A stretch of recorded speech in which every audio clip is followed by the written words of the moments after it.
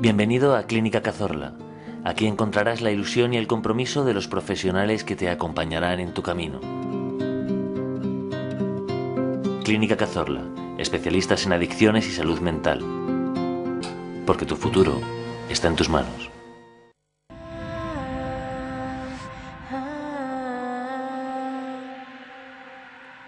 Pues seguimos aquí en terapia. Después de este escalofriante reportaje, vamos a hablar ya con los especialistas para conocer la parte más técnica. Para ello está con nosotros Teresa Marín. Buenas noches, Teresa. Buenas noches. Teresa es presidenta de Psicólogos Sin Fronteras Alicante y está también con nosotros Antonio Tarí. Buenas noches. Hola, buenas noches. Antonio es coordinador del servicio de ambulancias de día de Guardamar, Elche, Villajoyosa y Altea. Bueno, la primera pregunta, Teresa, ¿qué es la psicología de catástrofes, la psicología de emergencias? ¿En qué consiste? Pues la psicología de las emergencias es cuando ocurre algo inesperado, algo que no se espera, y lo que nosotros ofrecemos es una primera ayuda cuando hay una situación emocional crítica, bastante crítica. Antonio, ¿y qué tipo de emergencias suelen atender un psicólogo? Bueno, pues un psicólogo puede atender infinidad de emergencias, cada vez más. Ya no solamente la parte sanitaria, sino la parte psicológica, que cada vez, como te comentaba, es más importante. Desde unas múltiples víctimas, que ha ocurrido varios casos donde ha sido muy importante su labor y su coordinación, hasta incluso el día a día que nos pasa a diario de fallecimientos para comunicar malas noticias, comunicarle a un padre que ha fallecido su hijo, por ejemplo. Pues vamos, siempre la persona más indicada es un psicólogo, para eso también están preparados. Y la verdad es que pues eso, son muy útiles. Y este tipo de intervención parece un poco novedosa, no es familiar. ¿Desde cuándo, Teresa, existe la psicología de emergencias? Pues en el año 96, con el camping de las Nieves en Viescas, recordamos que hubieron múltiples fallecidos, 87 fallecidos y 183 personas heridas. Personas heridas de diversa consideración. Pues como decía, en el año 96 se desplazaron hasta Viescas psicólogos de toda España y bueno, vieron que no estaba coordinado, cada uno desempeñó su labor, pero se cansaron muchísimo, hubo muchísimos problemas y entonces a partir de ahí surgió esta se dio la necesidad, sí, ¿no? se dio la necesidad, sí. Como todo, después de... Claro, después de cuando ya han ocurrido las cosas, muchas veces lamentablemente es cuando se pone el remedio. Después de una necesidad, sí, surgen soluciones. ¿Y qué características observables presenta una persona que acaba de sufrir un accidente o que le transmiten una noticia terrible, ¿no? Pues aparecen pensamientos, o sea, las respuestas cognitivas suelen ser de confusión, de desorientación, de negación. Siempre pensamos la persona que está en shock, ¿no? La persona que está ausente, parece que está desconexionada de la realidad. Eso con respecto a los pensamientos y cognitivas. Las físicas, hay multitud de manifestaciones físicas de dolor, problemas digestivos, dificultades para respirar, fatiga, tensión, temblores, escalofríos. Y bueno, luego ya las motoras, las que las personas manifiestan, pues también hay diversidad. Nos hemos encontrado con todo, pues desde personas que empiezan a hablar, verborrea continua, desde personas que se quedan totalmente inmóviles, pasivas, personas que lloran, se quedan retraídas, ira, gritos, evitación, o sea, todo el abanico de incluso agresividad. reacciones. Nos hemos encontrado con agresividad, sí. Claro, imagino que es un momento en que uno ni siquiera puede predecir cómo va a reaccionar, ¿no? Y a la hora de que el psicólogo intervenga, por ejemplo, Antonio, ¿es importante la atención temprana? ¿Dirías que es importante que eso se practique desde el inicio? Es fundamental. El problema de esto es, pues eso, siempre nos volcamos al tema sanitario, porque es lo más importante en ese momento, pero cuanto antes puedan llegar los psicólogos y empezar a atender, a la larga, va a ayudar mucho en la resolución de ese problema. O sea, esa persona que ha visto cómo fallece un familiar muy cercano o algo, cuanto antes se pueda empezar a atender a esa persona, mucho mejor para todos. Incluso para los sanitarios también, nos es una gran ayuda el hecho de que no te quede un segundo problema. O sea, tú estás con el tema sanitario, la persona que tienes al lado, como bien he visto en el vídeo, que bueno, pues está en estado de shock, pues que un psicólogo pueda estar empezando a atenderlo, a hablar con él, una primera intervención es fundamental. Teresa, ¿este tipo de intervención es exclusivamente para la persona, la víctima, o para la familia también? No, para la familia, para el entorno, por supuesto. Sí, intervenimos tanto con la persona, sí, como con el entorno. Sí. ¿Y en qué medida esa intervención familiar, en qué medida favorece al la víctima, a la persona que ha sido víctima de un accidente, por ejemplo, de tráfico, como hemos visto en el vídeo? Nuestra función consiste sobre todo en aliviar el sufrimiento no solo de la persona que ha podido tener el accidente, sea cual fuere, sino también facilitar el protocolo de actuación de todo el equipo, prevenir que se agrave, ¿no? Cualquier suceso se puede agravar, entonces nosotros intentamos prevenirlo, restablecer tanto a la persona que ha podido sufrir el accidente como a los familiares, restablecerles y sobre todo facilitar el proceso de duelo. Intervenimos en todas las áreas, ¿no? ¿Y qué técnicas utilizáis? Porque soy hablar muchas veces de briefing, técnicas que bueno, no sabemos nada sobre eso. Nuestra intervención es una intervención en crisis, eso no hay que olvidarlo, ¿no? Es una intervención en crisis, intentamos hacer terapia estratégica breve, ¿vale? Centrado en el aquí y en el ahora, lo que ha ocurrido, intentar restablecer emocionalmente a la persona, es decir, que lo que hacemos es apoyar a la persona, que se sienta que está arropada, es muy importante que la persona se sienta arropada, escucharle, es fundamental saber escuchar en nuestro trabajo, dejarle que se exprese cómo se siente, cuáles son sus miedos, sus temores, e intentar orientar en ese momento, porque bueno, cuando ocurre un suceso traumático, pues tanto la persona que lo ha sufrido como el resto, el entorno, suele pasarlo bastante mal y ahí intentamos estar. Muchas gracias, Teresa. Pues en un momento seguimos hablando con Teresa y con Antonio. Ahora hemos salido a la calle, nuestra compañera Miriam Arragay les ha preguntado a los vecinos de nuestra ciudad cómo han vivido el duelo ellos, cuál es su visión de este tema. Vamos a verlo.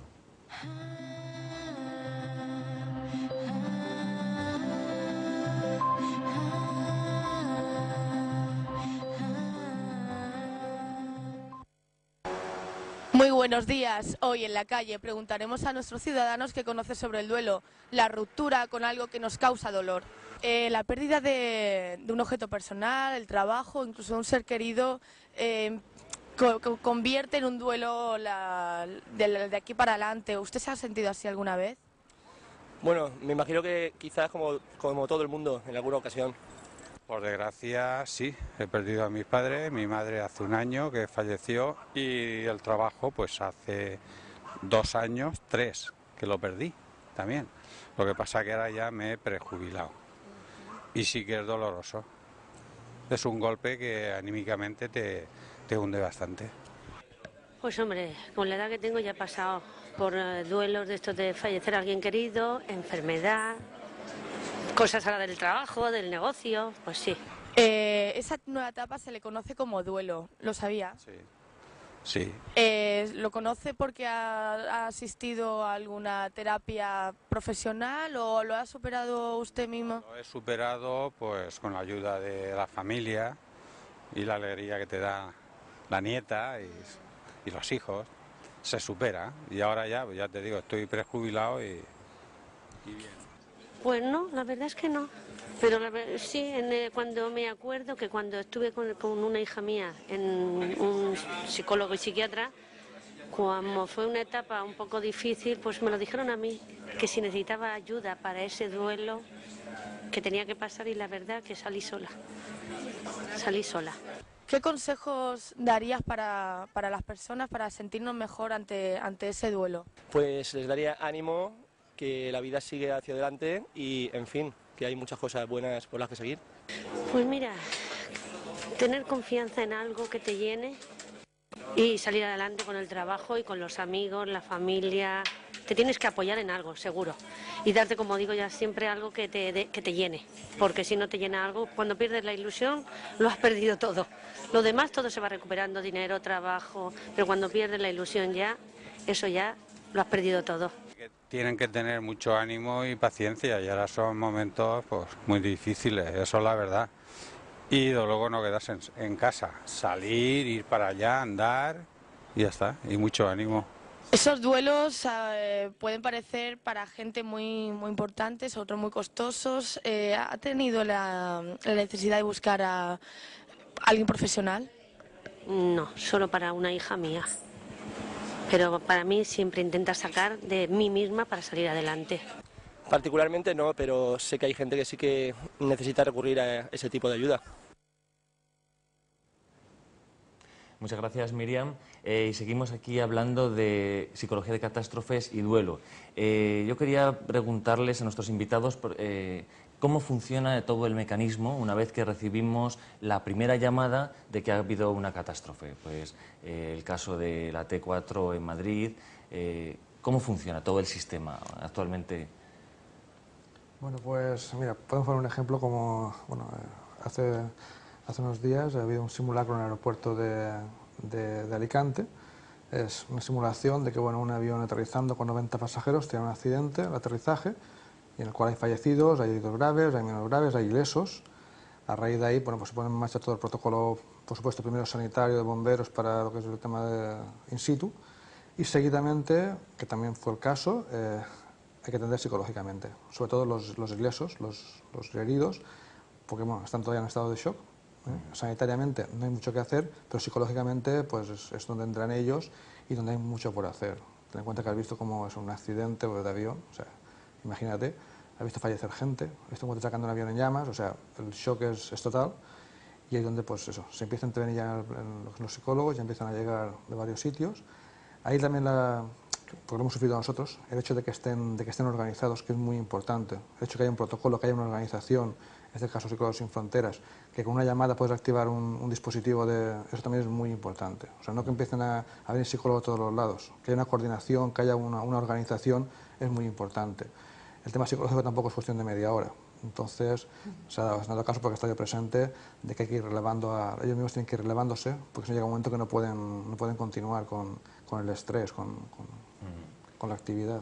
Es muy choqueante o es muy impactante también para el psicólogo en este caso, ¿no?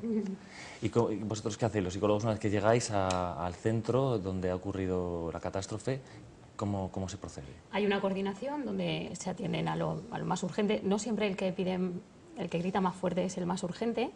Hay una derivación, los compañeros nos organizamos, siempre hay una coordinación, una derivación y empezamos a actuar. ¿Y qué es lo primero, o qué tipo de casos os encontráis más frecuentemente? ¿Personas que no pueden ni pronunciar lo que ha ocurrido? Lo que solemos encontrar es en estado de shock, ¿sí? Desconexión con la realidad, no puede ser que esto esté ocurriendo, muchos casos de agresividad también, y también depende pues, de lo que sea el suceso. Nos hemos encontrado con gente atrapada en vehículos que mientras les intentan sacar no se deben de dormir o están en un estado de ansiedad tremendo, entonces intentar que no pase a un estado de pánico, diversidad de sucesos, diversidad de actuaciones. Claro. ¿Y con la familia se interviene también en ese momento o eso es al cabo de unos días? Si es una primera intervención y es urgentísima, como por ejemplo el suceso de Spanair o el 11M, la intervención tiene que ser con la persona y luego sí, lo ideal es trabajar con la familia, por supuesto. ¿Y cómo afecta esto al psicólogo? Es decir, ¿el psicólogo necesita después trabajar todos estos sentimientos que ha absorbido? Sí. De alguna forma. Es una incógnita, ¿no? Sí, pero sí. Luego tenemos que trabajar. Lo ideal es que cuando se termina una intervención, hacer lo que llamamos nosotros defusing, que es hacer un cierre, a ver, esto es lo que ha ocurrido, así hemos intervenido. Defusing sería una técnica específica para cerrar el proceso. Sí, exacto. Sí, no solo para psicólogos, sino también para todos los sanitarios donde nos reunimos. Hacemos una evaluación de lo que ha ocurrido y descargamos emociones. En algunos casos esto se puede quedar pequeñito, no se ha ventilado bien todas las emociones y puede que nos vayamos con carga a casa, entonces ya pasaríamos a debriefing, que sería otra técnica, sería superior y sería hacer una reevaluación cognitiva de qué es lo que ha ocurrido y... Pero sí, es muy importante que tras una intervención irse a casa diciendo, bueno, hemos hecho todo lo que hemos podido, cerramos el suceso y volver a casa lo más emocionalmente estable que se pueda, por supuesto. ¿Y cuándo podemos decir que un paciente ha superado un proceso de duelo? Pues un proceso de duelo está superado cuando la persona es capaz de integrar lo que ha ocurrido, integrarlo, ¿vale? Y es capaz de aceptarlo. Bueno, pues esto es lo que ha ocurrido, he aprendido de esta situación y bueno, el periodo de duelo depende también de cada persona, o sea, no estamos hablando de un tiempo estándar.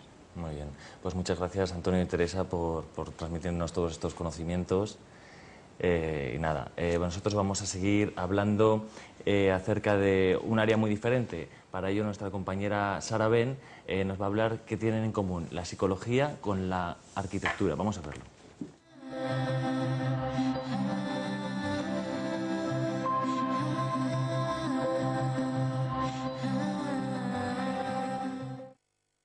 Buenas noches, estamos una semana más aquí en Conexión y esta noche vamos a hablarles sobre la escultura y la psicología. Para ello tenemos con nosotros a Miguel Bañuls, que nos ha recibido aquí en su estudio situado en la calle Marco Oliver. Buenas noches. Buenas noches. Gracias por venir a nuestro programa. Bueno, Miguel, ¿qué recursos emplea la escultura para transmitir sensaciones a quienes la observan? Pues yo creo que los mismos recursos que otras disciplinas artísticas, con las peculiaridades de su propio lenguaje, pero puede expresar prácticamente lo mismo que la música o que los audiovisuales o que la literatura, porque dispone de recursos como el tiempo, como el movimiento, como el lleno, el vacío, la belleza, la fuerza, la gravedad, bueno, en fin, y luego tiene todo eso se expresa con sus propios recursos técnicos propios de los materiales, del espacio, del volumen, pero creo que no hay mucha diferencia. ¿Emplea la escultura o puede emplear ilusiones ópticas? ¿Qué ejemplos nos recomendarías? Sí las usa, y de hecho hay que usarlas pues dependiendo del punto de vista del observador. Por ejemplo, si una pieza está a 10 metros de altura, pues hay que usar recursos de perspectiva. De todos modos, aquí en Alicante tenemos a Eusebio Sempere, que es uno de los escultores y pintores consagrados que más ha investigado sobre esto. Y bueno, su obra es un ejemplo de cómo usar esos recursos. ¿Qué elementos son necesarios para poder lograr una obra? Pues yo creo que ante todo la sinceridad es muy importante, porque es lo que evita hacer algo banal y tener un tema, una temática coherente detrás y un mínimo dominio del lenguaje. ¿Cómo afecta la escultura en el estado anímico del ser humano?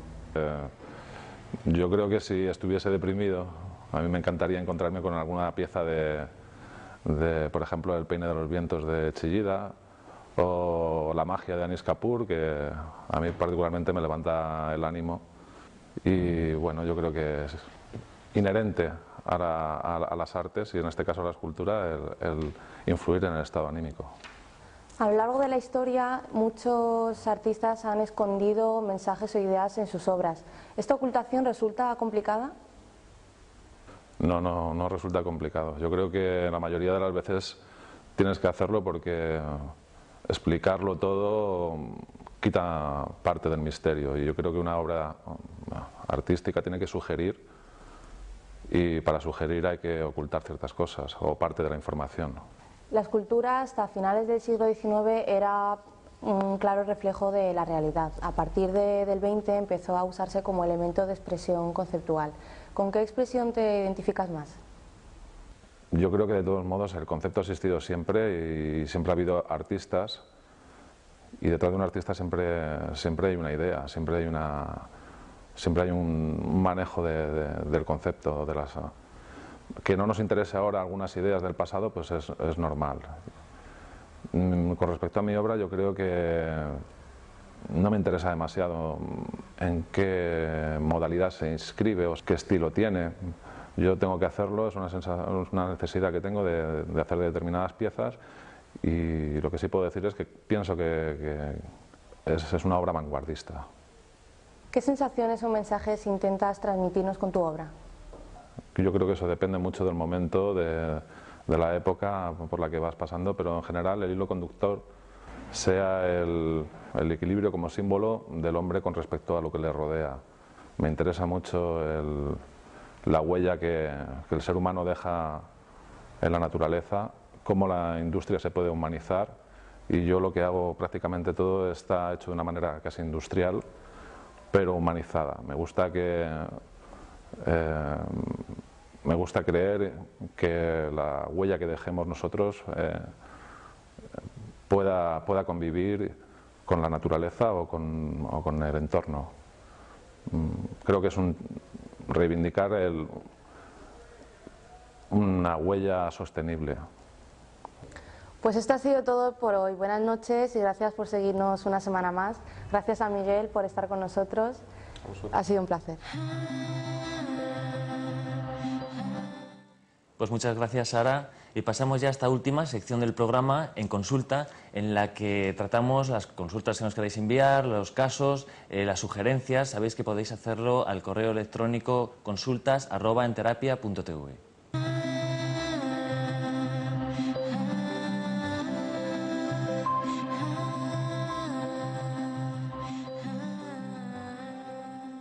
Para atender estas consultas está aquí Alejandra. Buenas noches, Alejandra. Hola, buenas noches.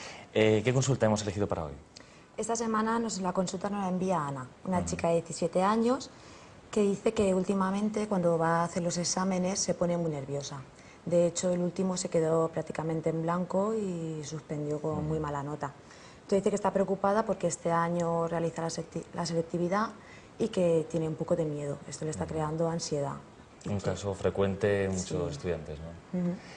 ¿Cómo podemos afrontar un caso así? ¿Cómo podemos ayudar a Ana? A ver, es cierto que para cualquier tipo de actividad necesitamos una determinada energía, ya sea para conducir, para hacer deporte, incluso para leer un libro. El problema viene cuando esta energía se dispara.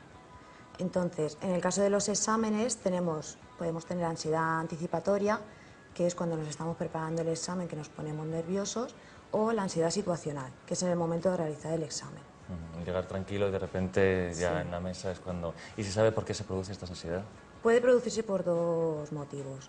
Una es no sé si será el caso de Ana, por no prepararse bien el examen, por una mala gestión del tiempo, por no distribuirse bien los temas o debido a, por ejemplo, a pensamientos negativos. Tú estás en el examen o estás... O sea, que podríamos decir que hay una fase en la que, o unas causas que son las reales, que realmente es que no estoy bien preparada, entonces de alguna forma es lógico, pero un caso igual más perjudicial sería cuando sí que estoy preparado, pero me pongo nervioso y eso estropea mi preparación. Los pensamientos negativos, no voy a poder, no me va a dar tiempo, seguro que me sale mal. Entonces todo este tipo de pensamientos lo que hacen provocan este tipo de ansiedad. ¿Y cómo afecta esto a los exámenes? Bueno, tenemos, por ejemplo, en el tema de los exámenes tenemos la ansiedad a nivel físico, que es cuando te duele mucho la cabeza, aumenta el ritmo cardíaco. Los síntomas físicos, ¿no? Sientes náuseas, no duermes bien la noche anterior. Luego está la ansiedad de tipo comportamental. Hay personas que se quedan muy bloqueadas y el día antes del examen no se centran y pueden estar horas y horas delante de los libros y realmente no rinden como deberían, no les cunde. Seguro que a muchos de nuestros espectadores es familiar estos casos, ¿no? A muchos nos ha pasado en la época de estudiantes. Estar ahí sentado delante de los libros. Dolor de tripa o los nervios, no poder dormir. Ir a la nevera, sentarse delante de la tele, cualquier cosa. Y también a nivel psicológico. Como te comentaba antes, todos estos pensamientos que vienen a tu mente, decir no puedo, y eso hay que cambiarlo. Entonces, para cambiar este tipo de ansiedad tenemos por un lado la anticipatoria, cosas que podemos hacer, como por ejemplo prepararse bien el examen. Anticipatoria, que era la ansiedad que se produce unos días antes de que llegue el examen, ¿no? Cuando te estás preparando el examen, lo que podemos hacer es hacernos una especie de esquema del tiempo que tenemos y el temario que debemos estudiar. Soluciones reales. Realmente prepararte bien en el examen es un buen... Claro, con las técnicas de estudio, como puede ser la lectura general, luego subrayar las cosas importantes, hacer un esquema, estudiar y finalmente repasar. Por otro lado, si nos sentimos nerviosos, podemos practicar alguna técnica de relajación. Las técnicas de relajación deben practicarse siempre antes. Una vez que la persona está tranquila, es cuando empieza a practicarla, porque deben aprenderse. Para luego, llegado el momento del examen, ponerlo en práctica. O sea, que ya tengo que tener un hábito en una época en la que todavía no es la época de exámenes, cuando ya estoy con todo el problema, ¿no? Sí, hay un tipo de relajación que se llama relajación condicionada, que tú asocias relajarte con una palabra. Y eso, si se hace bien, de una forma progresiva y se aprende, al final da unos resultados muy buenos. Entonces tú llegas al examen con tu palabra, te la dices y te relajas. Muy interesante. Sí.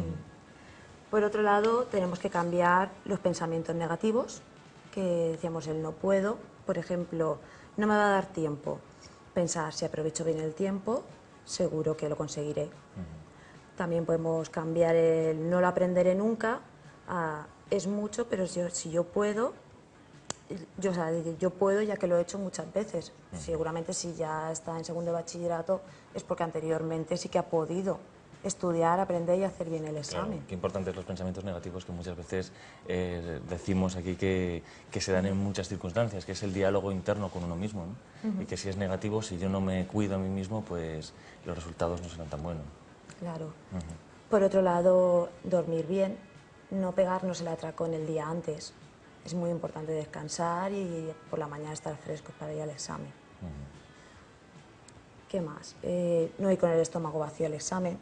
Tampoco es bueno abusar del dulce, pero sí comeramos algo de fruta, cosas que nos aporten vitaminas, pero que ni nos alteren, como por ejemplo la cafeína, ni cosas demasiado dulces. Claro, no sé que en el examen, sobre todo en los exámenes largos, ¿no? Pues nos empecemos a encontrar mal. Sí. Bueno, pues seguro que quedan muchos más análisis posibles de esta situación, la desarrollaremos con más tiempo en otro momento, pero bueno, hoy se nos ha acabado el tiempo, así que nada, nos despedimos ya, les dejamos con una obra, como cada semana, del pintor Alfredo Serrano, en la que describía pues la situación que hemos tratado hoy. Y nada, nos vemos el próximo miércoles a las 10:30 aquí, en Terapia.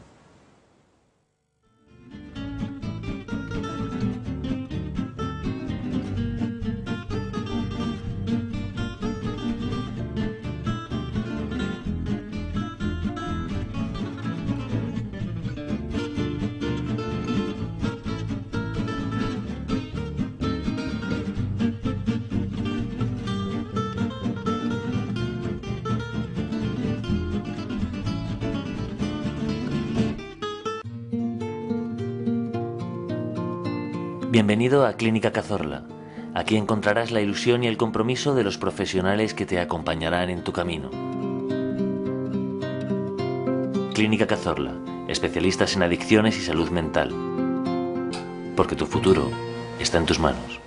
Incluso agresividad, nos hemos encontrado con agresividad, sí. Claro, imagino que es un momento en que uno ni siquiera puede predecir cómo va a reaccionar, ¿no? Y a la hora de que el psicólogo intervenga, por ejemplo, Antonio, ¿es importante la atención temprana? ¿Dirías que es importante que eso se practique desde el inicio?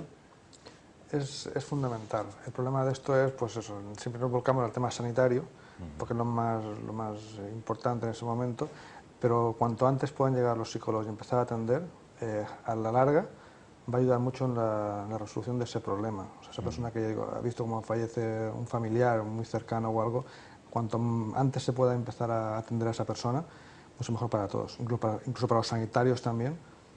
Nos es una gran ayuda el hecho de que no te quede un segundo problema. O sea, tú estás con el tema sanitario, la persona que tienes al lado, como bien.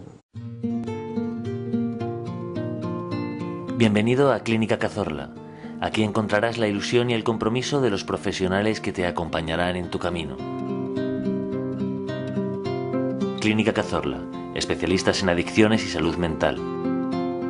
Porque tu futuro está en tus manos.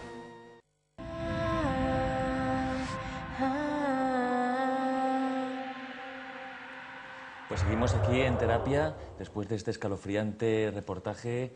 Vamos a hablar ya con los especialistas para conocer la parte más técnica. Para ello está con nosotros Teresa Marín. Buenas noches, Teresa. Buenas noches. Teresa es presidenta de Psicólogos Sin Fronteras Alicante y está también con nosotros Antonio Tarí. Buenas noches. Hola, buenas noches.